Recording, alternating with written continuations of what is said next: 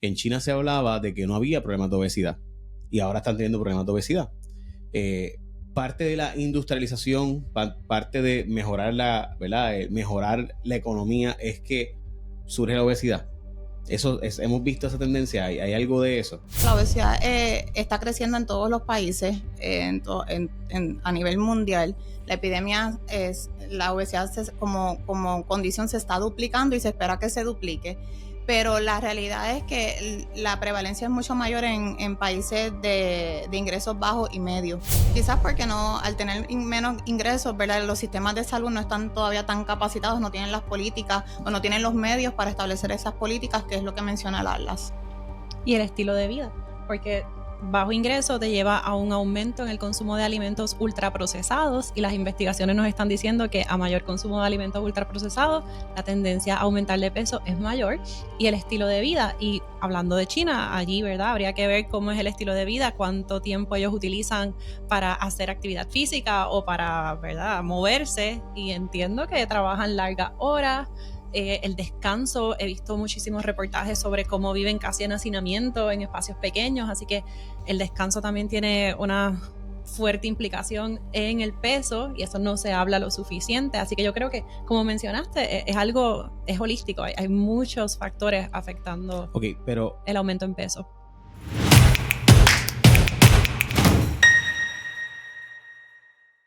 Ok, hablemos de obesidad. Trataré hoy de hablar de ser gordo. Antes de eso, quisiera presentarle a mis dos invitadas, que ninguna de las dos evidentemente son gordas. Es que, ¿verdad?, es un poco difícil siempre tener esta conversación con gente que no sabe. O sea, yo sé que sus pacientes sí lo viven, pero de verdad ustedes pueden entender lo que nosotros vivimos, las personas obesas, ¿sí? Alana dice que sí. Te aseguro que sí. Alana Marrero, por si acaso, la presidenta de la Academia de Dietistas y Nutricionistas de Puerto Rico. Exactamente. Muy bien. Ok, y pues Milena Alvarado, productora de La Dieta Empieza el Lunes, ad honorem. Gracias, Milena, por todo lo que haces por mí. Gracias por la invitación. Este producto. Ok, quiero hablar con ustedes sobre, primero, de verdad. Cuando yo hablo de este tema, yo siento que gran parte de la gente no piensa, como que sigue pensando lo mismo, sigue pensando que no es una enfermedad, que no es una condición.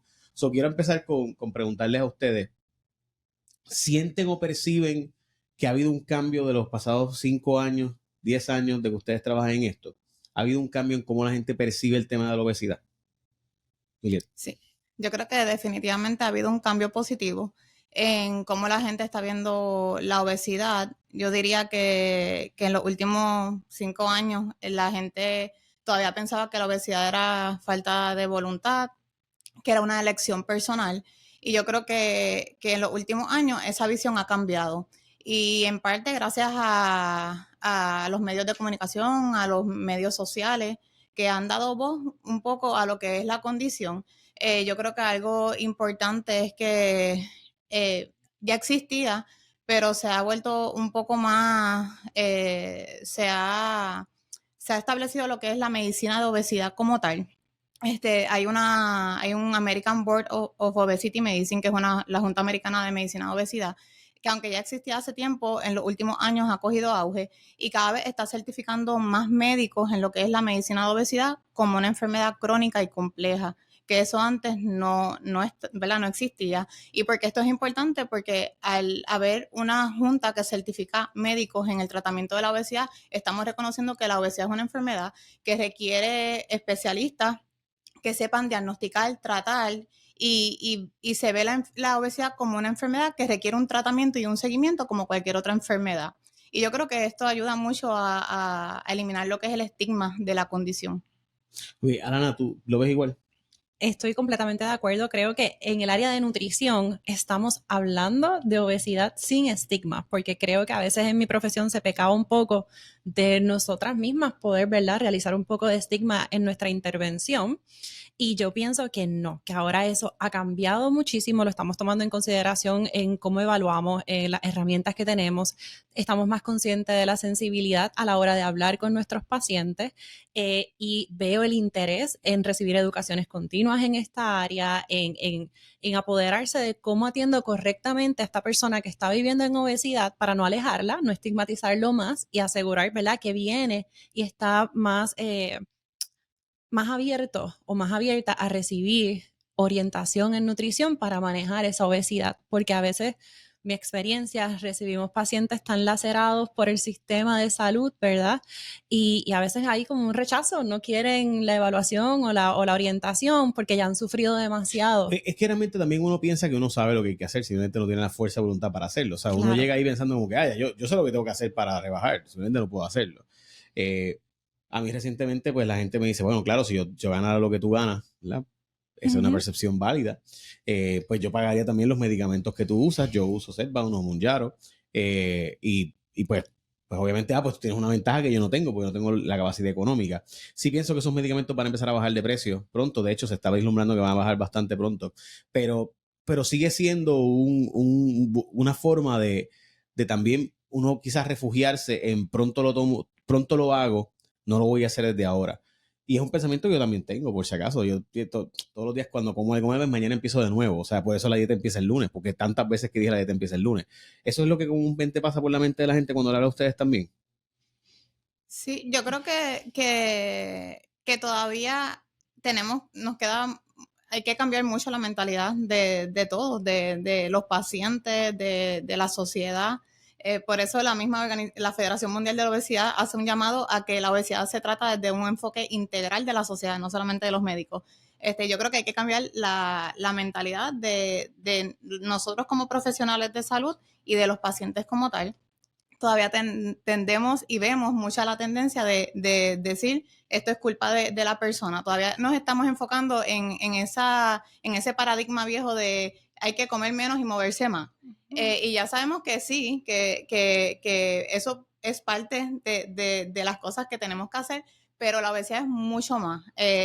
Cuando uno ve un paciente con obesidad, el proceso cognitivo de ese paciente, el comportamiento, la nutrición, hay muchos factores que están ocurriendo a la misma vez.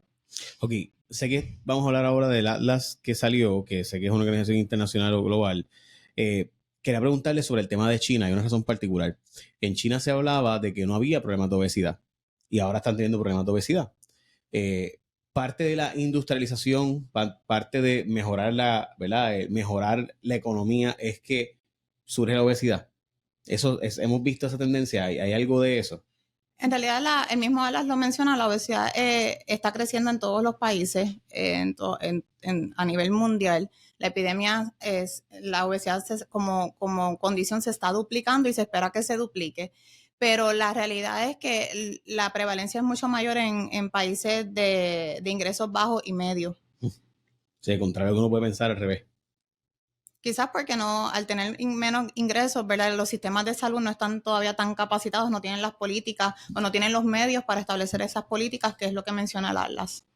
Y el estilo de vida, porque bajo ingreso te lleva a un aumento en el consumo de alimentos ultraprocesados y las investigaciones nos están diciendo que a mayor consumo de alimentos ultraprocesados, la tendencia a aumentar de peso es mayor y el estilo de vida. Y hablando de China, allí, ¿verdad? Habría que ver cómo es el estilo de vida, cuánto tiempo ellos utilizan para hacer actividad física o para, ¿verdad?, moverse. Y entiendo que trabajan largas horas.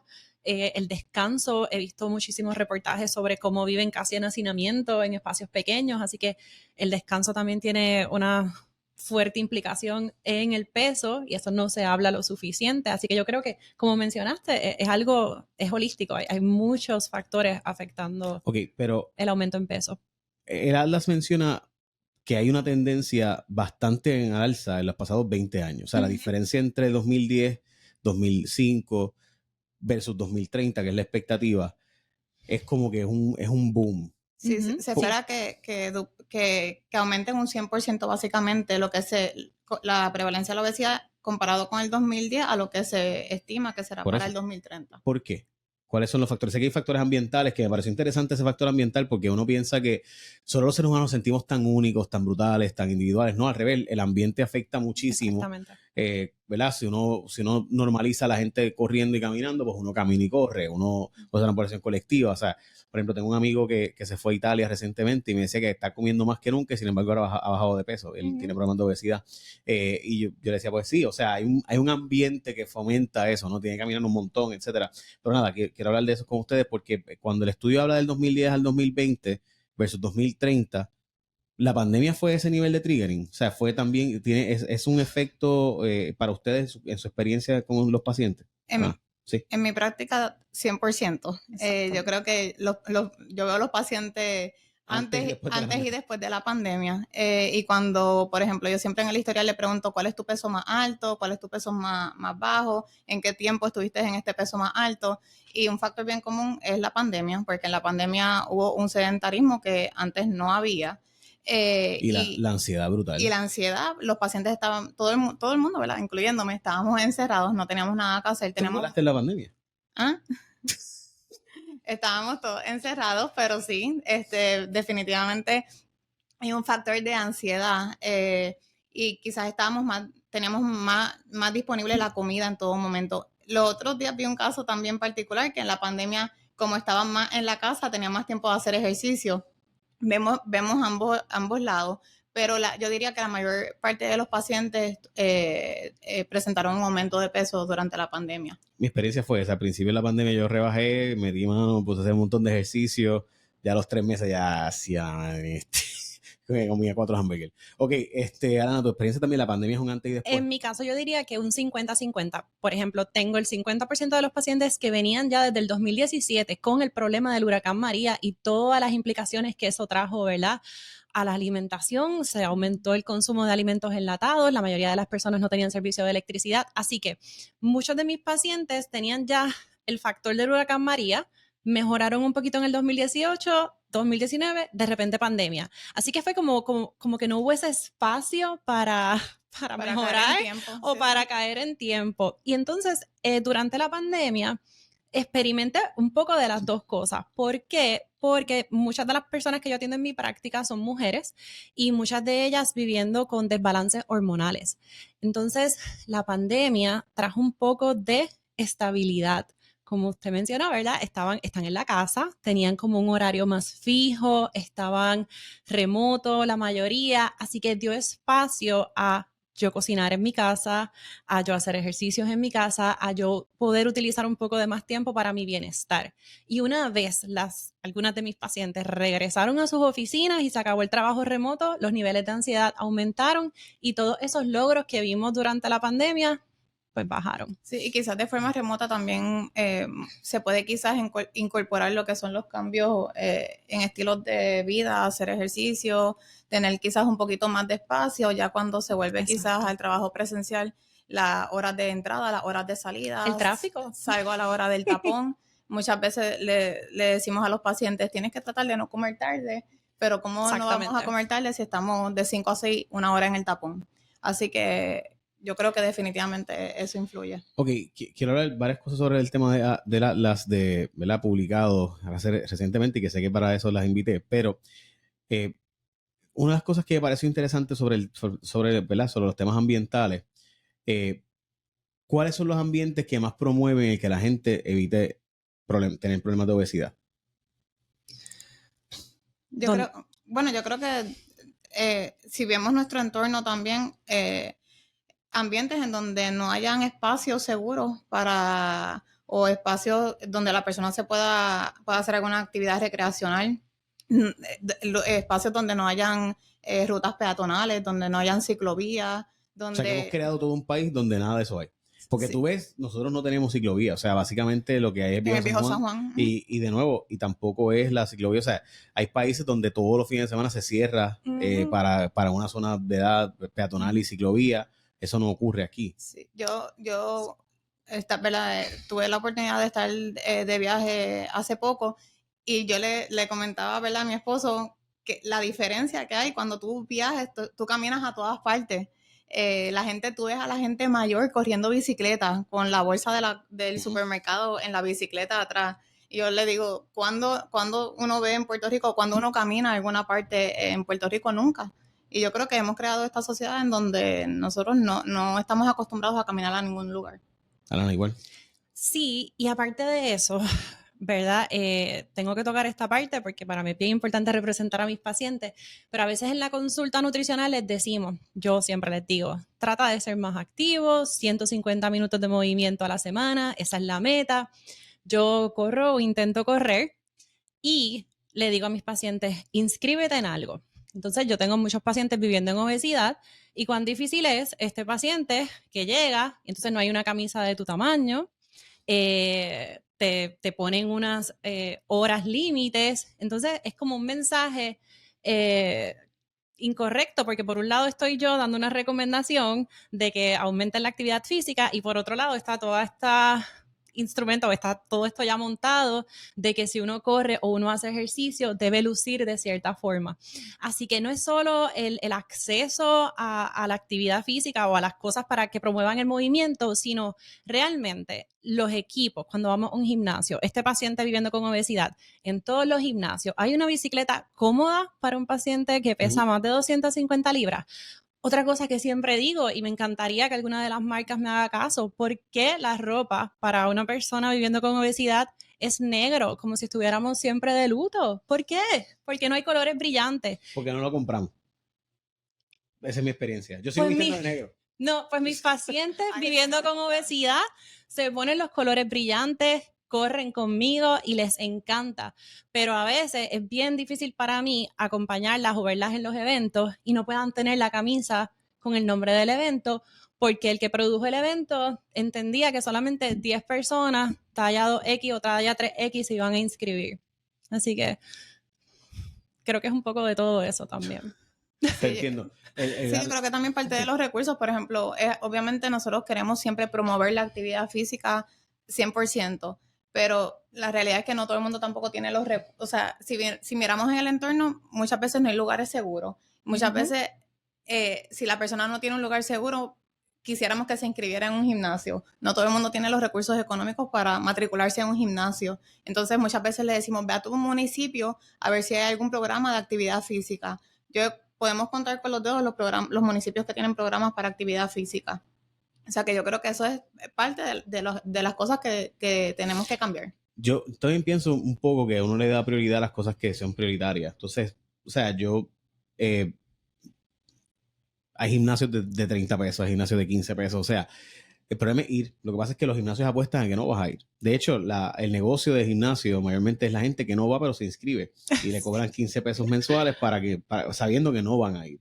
Y la inmensa mayoría de la gente nunca va. Entonces, planteo eso porque sí, o sea, el asunto económico está. Sin embargo, tampoco es ir al gimnasio, que es lo que básicamente estás diciendo. No es ir al gimnasio por ir. Es para tener una rutina, etcétera. Y como tú haces esa rutina, cuál es la rutina que tú puedes hacer. Hay un montón de gente en YouTube que hace rutinas serias, otra gente que no es muy seria. Así que esa es la parte difícil también, saber cómo es la rutina, porque tú llegas al gimnasio y me pasa. Pero muchas veces para tener una persona que entrena, pues hay que pagar adicionales. Sí. Claro. Y definitivamente, si tú, alguien que no está acostumbrado, no ha hecho actividad física, quiere comenzar, llegar a un gimnasio en donde quizás no sabe por dónde empezar, pues yo creo que eso es parte bien difícil. Que quizás le da vergüenza y pues dice, pues no voy a volver, no voy a pasar vergüenza. Mi experiencia, yo no iba al gimnasio para no pasar vergüenza. Eso es así. O sea, de hecho, yo escogí CrossFit para que todo el mundo estuviera haciendo lo mismo que yo a la vez. Porque yo no quería que la gente se fijara en mí. Y obviamente, pues mi trabajo, pues peor todavía. Pero una de las cosas era eso, era que no quiero que la gente me esté viendo. O sea, yo necesito que, ¿verdad? Blend in y después de eso pues bregamos. Ok, varias cosas que mencioné, pero una de las cosas que quería hablar con ustedes es que la cantidad de premuertes que trae la obesidad, yo no sé si la gente se asusta ya con la muerte. Estoy pensando que deberíamos empezar a cambiar el tema de hablar más de Alzheimer, de demencia, de la correlación. Cuando yo le hablo a la gente de que una de las cosas que a mí más me alarmó fue ver cómo la diabetes tipo 2 con obesidad y alta presión es lo que básicamente casi tiene una correlación con Alzheimer. Pues dije, ok, esto es bien serio. O sea, el que yo tenga cognitive decline tan serio como que, ok, no me voy a morir. Quizás si me da un ataque cardíaco me reviven, pero sí voy a tener demencia senil o las probabilidades de Alzheimer o demencia aumentan dramáticamente. Eso sí me asustó. A mí me asustó mucho más eso que pensar en la muerte. Siempre innovando y con los mejores beneficios, MCS Personal Directo te ofrece cubiertas accesibles para que cuides de ti y de tu gente. Con una amplia red de proveedores de más de 15,000 médicos de libre selección, reembolso de hasta $40 mensuales por membresía a un gimnasio o por un entrenador personal debidamente certificado. Asistencia en el hogar para servicios como cerrajería, plomería, electricidad, de hasta $350 por evento hasta 4 veces al año. Así que únete hoy a la gran familia de MCS. Salud que completa tu vida. Llama al 787-945-1259. 787-945-1259 y oriéntate. Llama, pregunta, pero es bien importante que llames. 945-1259. Endoso pagado. ¿Tiene sentido lo que estoy diciendo? O sea, el yo ser una carga para la sociedad tiene más sentido para ustedes. O sea, es que yo, de verdad, mi mente era como que, wow, o sea, yo por comer así voy a ser una carga para mi familia, voy a ser una carga para la sociedad y va a llegar un punto que ni siquiera voy a saber lo que estoy haciendo y la gente va a decir, Dios mío, muérete ya, que es la verdad de lo que pasa cuando tú estás en una demencia senil y nadie está ahí para ayudarte o el Alzheimer. So, eso deberíamos enfatizar también un poco en eso y decirle a la gente, la probabilidad de que termines en esa es bien alta. Yo creo que sí, que eso es mover el enfoque, aparte de ver de ver la obesidad como una condición completamente aparte, debemos ver la obesidad como la raíz de la mayor parte de la raíz de las otras condiciones. En la medida que entendamos que la obesidad es la raíz del problema quizás de diabetes, de hipertensión, de problemas coronarianos, de eventos cerebrovasculares, de cáncer, quizás entonces vamos a entender el impacto que tiene prevenir la obesidad o tratar la obesidad a tiempo para prevenir esas muertes prematuras. Ok, muertes prematuras. Alzheimer y demencia senil no es... No, cuando ustedes le hablan a sus pacientes, le dicen eso, le ha pasado. Les hablan de que cada vez se dice más que eso es diabetes tipo 3. En mi caso tengo que ser cuidadosa, ¿verdad? Porque, vuelvo y digo, a veces llegan tan lacerados por el sistema que si me voy muy negativa, los voy a perder. Así que si hablamos de los riesgos o a cómo podría complicarse el panorama, pero trato de siempre enfocarme en el sí, en qué podemos aumentar, qué falta en la alimentación. Y, por ejemplo, Jay, con eso de las enfermedades cognitivas, yo creo que está bien relacionado a lo que falta en la alimentación. Entonces, siempre trato de enfocarme con ellos en, por ejemplo, cuánto consumo de omega 3 hay en tu alimentación. Evaluar esa calidad de la alimentación porque sabemos que muchas de las enfermedades cognitivas están relacionadas a ese pobre consumo de omega 3. Entonces, a mí me ha funcionado hablarles a ellos de, mira, esto falta en tu alimentación, ¿cómo lo podemos insertar? Si lo insertamos, podemos reducir el riesgo a esto. Y ese toque positivo, he visto una mejor respuesta en mis pacientes, pero es porque a veces el sistema en general puede ser muy negativo. Entonces, si van a llegar a mi oficina o prender la computadora, porque muchos de mis pacientes estamos virtuales, y yo también voy a estar como que, baja todo esto negativo, ya eso se lo dijeron, ya ellos llegaron a mí porque vienen referidos porque el cardiólogo, el endocrinólogo o alguno de los médicos especialistas ya le dijo, tú tienes que resolver esto con la nutricionista, tú tienes que mejorar la alimentación. Entonces, por lo menos en mi caso, tengo que ser positiva y buscar el sí para lograr cambio. Sí, yo creo que es parte de movernos a lo que es una más medicina de prevención, una medicina primaria de evitar todas estas cosas y no tanto a lo que tendemos de hacer ahora, que es tratar las complicaciones cuando ya están. Así que quizás tenemos que enfocarnos más en lo que es esa prevención primaria de las otras condiciones. Recientemente, y esto es una opinión mía, ellas no solo lo dicen conmigo, pero cuando la gobernadora hizo las expresiones de que pues no nos van a cortar los chavos de Medicaid por ahora, ¿verdad? Y demás, yo el énfasis hubiera dado sería muy diferente. El énfasis yo hubiera dado sería mucho más de una perspectiva de pues llegó el momento de prepararnos porque si vienen recortes hay que desde ahora cuidar nuestra salud, hay que buscar la prevención, hay que buscar evitar llegar a tener las condiciones y porque no importa el sistema de salud que vayamos a tener, si no tenemos un sistema de salud de prevención, no vamos a salir para adelante. Hay 7% de los países del mundo que sí están buscando, según el Atlas, sí están preparados, por así decirlo, para luchar contra la obesidad. ¿Cuáles son los factores en comunes que tienen? Que ustedes recuerden. Ellos no entran en detalle de los factores, ellos solamente dicen, básicamente lo que hace es como levantar una bandera o hablar de lo alarmante que es el hecho de que dos de cada 3 países no tienen las herramientas o no tienen políticas públicas o no están preparados para combatir la obesidad. No mencionan, no se van al detalle de todos los países, pero ¿verdad? Es alarmante que solo 7% de todos los países están preparados para ello. Ellos sí establecen 5 políticas que ellos que dicen que son las claves para combatirla. Exacto, ¿y cuáles son esas 5 políticas que estos 7% de los países tienen? Sí, usualmente es algo que siempre se ha hablado. Ellos hacen mucho énfasis en el Atlas de 2025 ahora que fue publicado. Y básicamente es imponer impuestos a lo que son las bebidas azucaradas, imponer impuestos a lo que son las comidas no saludables, altas en grasas saturadas, altas en azúcares, altas en sal, limitar lo que es la comercialización o el acceso que tienen los niños a las comidas no saludables, subsidiar lo que son comidas saludables y quizás poner, por ejemplo, bajar impuestos a cosas que promuevan la actividad física. Ellos dan ejemplo, por ejemplo, quizás quitar impuestos en ropa deportiva, tenis, o poner, por ejemplo, aumentar las áreas recreacionales.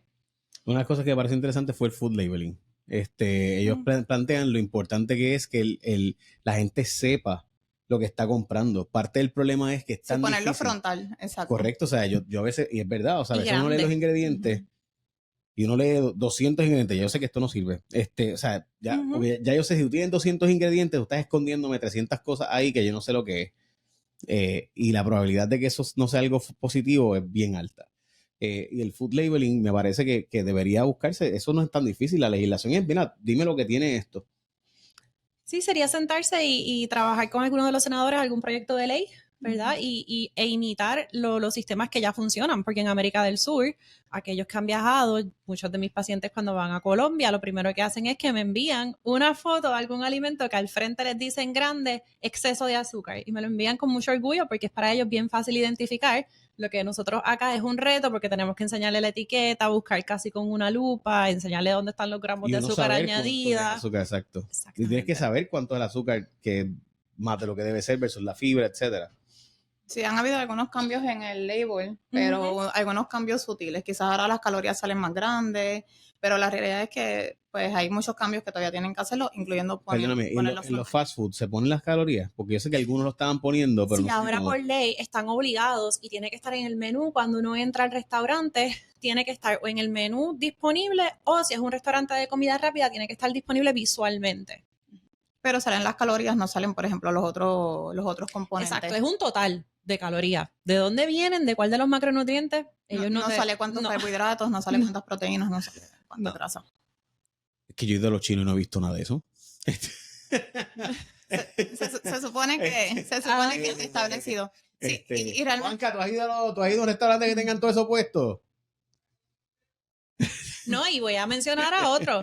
Ninguna de las guaguitas, ¿verdad? No voy a mencionar algunas que yo sí visito, pero no tienen eso en el menú en ninguna guaguita en Puerto Rico. Eso no se legisla o no se ha revisado. Y honestamente debería ser, o sea, algo que el consumidor debería saber lo que está consumiendo. Pues claro. Mínimamente. Pienso yo. Sí. Y de hecho, debe ser por legislación federal. Esa es parte de por lo que siempre comer afuera, al comer afuera siempre consumimos calorías, muchas más calorías de lo que pensamos. Sí, Make America Healthy Again, que arranquen por ahí. Sí, el gobierno realmente, yo pienso que el gobierno de Puerto Rico, ¿verdad? Buscando cómo se pueden extrapolar estas políticas del gobierno de Puerto Rico, el gobierno de Puerto Rico se está moviendo en la dirección adecuada, está haciendo ciertas políticas y nos estamos moviendo en una buena dirección. Definitivamente quedan muchas cosas que implementar, pero el gobierno con el departamento, ¿verdad? Con la Comisión de Nutrición, el Departamento de Salud, se estableció el plan de acción para la prevención de obesidad, el plan 2023-2025, que se establecen las políticas. Definitivamente pues queda implementarlas y monitorear y ver el impacto que tiene, pero por lo menos hay un plan estratégico que se publicó. Sí, ahora una pregunta. Ahí en el Atlas se menciona el tema de la percepción del cuerpo. Háblame de eso. Sí. Sí, eso es cuando nos miramos en el espejo y aunque podríamos, ¿verdad? La nutricionista le podría decir, veo muchos cambios positivos en ti, el paciente no los ve, ¿verdad? Hay esa disociación. ¿Qué en particular quieres que hablemos sobre eso? Yo quiero saber cómo es body positivity versus fat shaming. O sea, porque ¿dónde yo pongo yo entrevisté a Susana Muja que no sé mucho sobre ese tema Y siempre es complejo porque es como, yo no quiero hablar de que la gente, o sea, de hecho ha habido mucha gente que me dice, te has vuelto fat shamer. Y yo, no, lo que estoy, o sea, mi opinión no es eso, para nada, al revés. Pero, ¿dónde se establece, dónde yo puedo decir, este es el lugar donde yo digo, esto es fat shaming, esto es, avergüénzate por ser gordo, o lo contrario, body positivity, que es está bien, todos los cuerpos pueden ser buenos? Es que depende, ese es un tema bien difícil no explicar, sino de determinar dónde está la línea, ¿verdad? Porque hay personas que te van a criticar si yo digo que tengo pacientes con una clasificación de obesidad, con todos sus laboratorios en orden y con ninguna sintomatología, ¿verdad? Porque la expectativa es que tienes que estar en una clasificación de peso normal para ser saludable. Así que está primero esa parte y la segunda es que ahora mismo competimos con todo lo que hay en las redes sociales. Así que mi paciente puede estar en una clasificación de peso normal, puede hacer pesas, puede ser físicamente activo, comerle las porciones de vegetales que yo digo, pero si su cuerpo no luce como las redes sociales o las tendencias del momento nos dicen, contra eso, ¿verdad? ¿Cómo luchamos? Así que yo creo que ahí no hay realmente una línea o esto es así o esto es como se sienta mi paciente. En mi caso, yo atiendo la mayoría de mi práctica es mujeres y es todavía más difícil porque nuestro cuerpo es muy hormonal, cambia desde la menarquía hasta cuando entonces dan a luz, después cuando viene la menopausia, ¿verdad? Estamos en constante cambio y con ese cambio el cuerpo va a estar también, ¿verdad? Cambiando con esos cambios hormonales. Así que no creo que en algún momento hay como una especificación de así es como debe lucir el cuerpo y esto a lo mejor no soy objetiva, pero yo pienso que las mujeres siempre estamos recibiendo algún tipo de fat shaming y nos debemos ver de cierta forma o la expectativa de la sociedad es que nos debemos lucir de cierta forma, así que... Sí, y el fat shaming, o en español como se conoce la gordofobia, realmente es cuando hay un prejuicio, una discriminación y hay un estigma contra esa persona que vive con sobrepeso o obesidad. Es cuando ya hay envueltas unas actitudes negativas, un comportamiento negativo hacia esa persona. Y eso puede tener la gordofobia, como se llama, puede tener y ocurrir en muchos ámbitos, en ámbitos sociales, con bullying, con burlas, con comentarios, con exclusión social. Puede ocurrir en el mismo ambiente laboral, en donde la persona sea visualizada o sea vista como menos productiva, no pueda conseguir trabajo, no pueda quizás conseguir un ascenso. Puede ser desde el mismo ámbito médico, desde en los sistemas de salud, en donde quizás nosotros como profesionales de la salud pecamos de eso y tenemos un paciente que tiene sobrepeso y tiene unas quejas reales, viene con unos síntomas y todo lo atribuimos al peso. Exacto. Tiene dolor de espalda, es por el peso. Mira, no, a lo mejor tiene una piedra en el riñón que le está dando dolor de espalda. Y eso es una forma de gordofobia y puede ocurrir en el ambiente del sistema de salud, en los medios de comunicación, cuando utilizamos imágenes, cuando nos referimos a personas que viven con obesidad, cuando ponemos una imagen de una persona comiéndose un hamburger, por ejemplo. Eso es un tipo, ¿verdad? Eso es gordofobia. Pero definitivamente nosotros como profesionales de salud tenemos que combatir la gordofobia, porque eso ya estamos hablando de discrimen, pero nosotros no tenemos que combatir la gordofobia, pero no podemos dejar de hablar de los riesgos de salud, claro, o los riesgos médicos que tiene el sobrepeso.